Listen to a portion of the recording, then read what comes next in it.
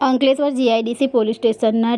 NDPS ગુનાના wanted આરોપીને સુરત શહેર ગોડાદરા ખાતેથી ઝડપી પાડતી અંકલેશ્વર શહેર એ ડિવિઝન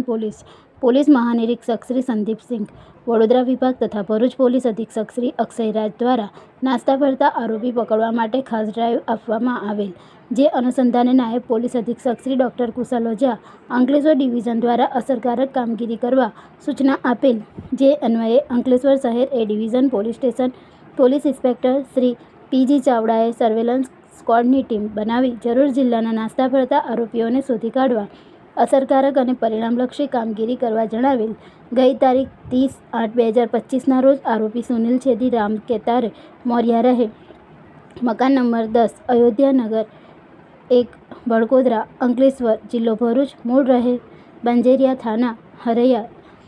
બસ્તી યુપી તથા દિલીપકુમાર શ્રી ભીમસેન ઉર્ફે ઉટ્ટી ઉધોરામ તિવારી રહે મકાન નંબર 1 અયોધ્યા નગર 1 ભડકોદરા અંકલેશ્વર જિલ્લો ભરૂચ મૂળ રહે લીલોઈ ખુદ થાના ઉમરી બેગમ તરબંગજ ગોંડાઈ યુપી નાઓ સુરત ક્રીમ બ્રિજ પાસે આવેલ પોલીસ ચોકીની બાજુની ગલીમાં કરિયાણાની દુકાન ચલાવતા રાજુભાઈ મારવાડી નાઓ પાસેથી પોતાના આર્થિક લાભ માટે પૈસા કમાવવા ઈરાદે ઉપરોક્ત બંને આરોપીઓ ભેગા મળી શ્રી વ્હીલ ટેમ્પોમાં માદક પદાર્થ જથ્થો ભરી અંજુફા વિમલ મુનક્કા વટીનો જથ્થો અંશુમાનસિંહ રાઘવેન્દ્ર પ્રતાપસિંહ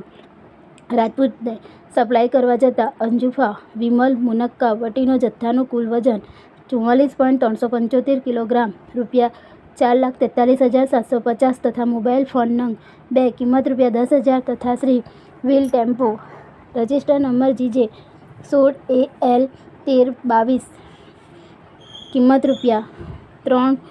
લાખ તથા રાજેન્દ્ર બ્રાન્ડના અલગ અલગ મસાલાની કિંમત રૂપિયા 21,400 મળી કુલ કિંમત રૂપિયા 7,75,150ના મુદ્દામાલ સાથે આરોપીઓ પકડાઈ ગયેલ, જે અન્વયે અંકલેશ્વર જીઆઈડીસી પોલીસ સ્ટેશન ગુનેગાર નંબર 11-19-90-509-64/2025 નાર્કોટિક્સ ડ્રગ્સ પદાર્થ અધિનિયમ 8C 20B/C 2529 મુજબનો ગુનો રજીસ્ટર કરવામાં આવેલ હતો. ત્યારબાદ સરહદ ગુનાનો મુખ્ય આરોપી માદક પદાર્થ જથ્થો મોકલનાર કમલેશ સોહનલાલ તેલી રહે મકાન નંબર 10 સરોવર વિલા માનસરોવર ગોડાદરા સુરત શહેર આજ દિન સુધી પોતાની ઓળખ છુપાવી નાસ્તો ફરતો હતો, જેથી અંકલેશ્વર શહેર એ ડિવિઝન પોલીસ સ્ટેશનની સર્વેલન્સ સ્ક્વોડ ટીમ દ્વારા ટેકનિકલ એનાલિસિસ તથા હ્યુમન ઇન્ટેલિજન્સ અન્વયે મળેલ માહિતી આધારે સબબ સરહદ આરોપીને સુરતથી ઝડપી પાડી અત્રેના પોલીસ સ્ટેશન ખાતે લાવી આરોપી વિરુદ્ધ ભારતીય નાગરિક સુરક્ષા સંહિતાને સંલગ્ન કલમ મુજબ કાયદેસર કાર્યવાહી કરવામાં આવેલ છે.